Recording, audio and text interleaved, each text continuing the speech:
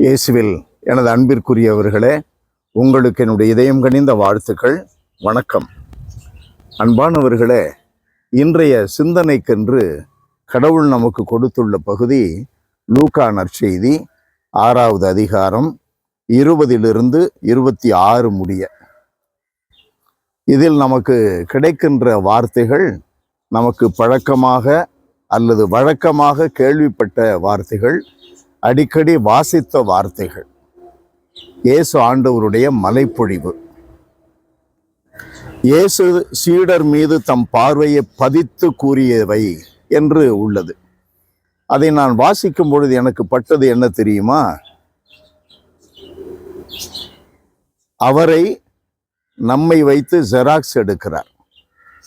நாம் இயேசுவினுடைய carbon copy. அப்படி பதித்து தம் பார்வையை பதித்து கூறியவை, அவர் கூறிய அனைத்தும் நம்மிலே இருக்கும்படி, அப்படியே நம்முடைய வாழ்க்கையில் இருக்கும்படி அவர் எதிர்பார்த்து கூறுகிறார்.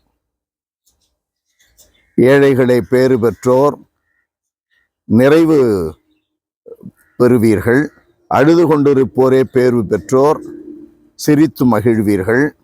மக்கள் உங்களை வெறுத்து ஒதுக்கி வைக்கும் பொழுது, பொல்லாதவர் என்று உங்களை இகழும் பொழுது பேறு பெற்றோர், துள்ளி மகிழ்ந்து கொண்டாடுங்கள். இவைகளெல்லாம் என்ன சொல்லுகின்றன?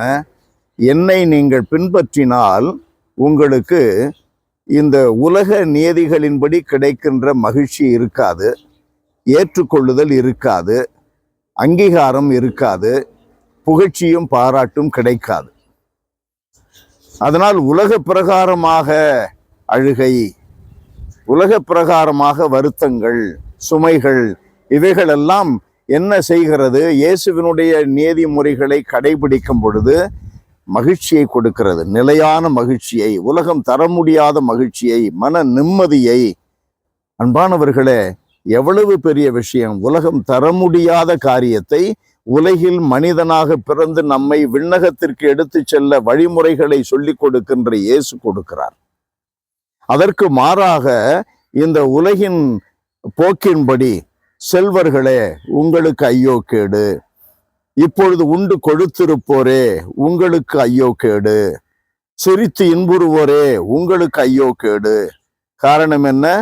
நீங்கள் அனுபவித்து விட்டீர்கள், நீங்கள் பட்டினி கிடப்பீர்கள், நீங்கள் துயருற்று அழுவீர்கள்.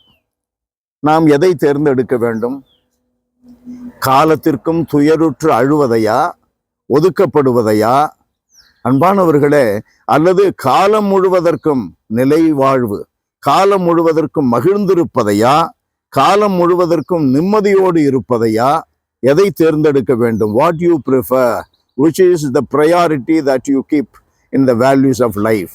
அதை ஆண்டவர் ரொம்ப தெளிவாக நமக்கு சொல்லுகிறார். மக்கள் எல்லாரும் உங்களை புகழ்ந்து பேசும் பொழுது ஐயோ உங்களுக்கு கேடு, ஏனெனில் அவர்களின் மூதாதையரும் போலி இறைவாக்கினருக்கு இவ்வாறே செய்தார்கள். இந்த உலக பிரகாரமாக வாழ்ந்தவர்களுக்கு கிடைத்தது என்ன? முன்னோருக்கு கிடைத்தது அதுதான். நம்முடைய வாழ்க்கையில முன்னோர் இருக்கிறார்கள். ஆபிரகாம், ஈசாக்கு, யாக்கோபு, இவர்களெல்லாம் இயேசுவினுடைய மதிப்பீடுகளிலே வாழ்ந்தவர்கள், மகிழ்ந்தவர்கள், அதில் நிலைத்திருந்தவர்கள். அதனால் அவர்கள் பெற்றுக்கொண்ட மகிழ்ச்சி நிலையானது. விசுவாசத்தின் தந்தை என்று அழைக்கப்படுகிறார். நோவா கட்டாந்தரையில் கப்பல் கட்டினார். அன்பானவர்களே, பாருங்கள், நம்முடைய வாழ்க்கையிலே எது முதன்மையானது? அன்பு நிறைந்த எங்கள் இறைவா, உம்மை போற்றி புகழுகிறோம், வாழ்த்தி வணங்குகிறோம், தாழ்மையோடு ஆராதிக்கிறோம்.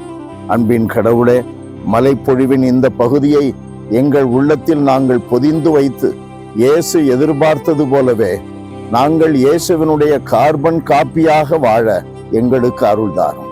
இயேசுவின் பெயராலேயே ஜெபிக்கிறோம் பிதாவே. ஆமென், ஆமென்.